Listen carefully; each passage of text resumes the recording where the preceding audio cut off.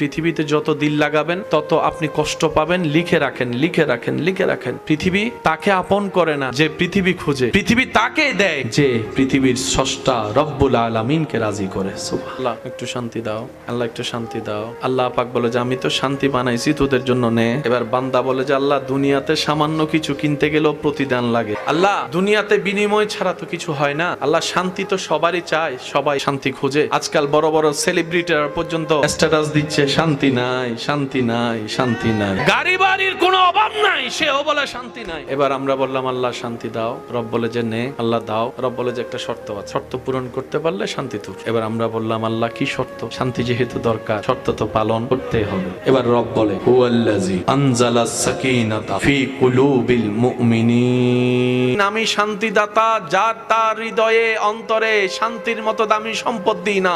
আল্লাহ কাকে দিবা? রব বলে যে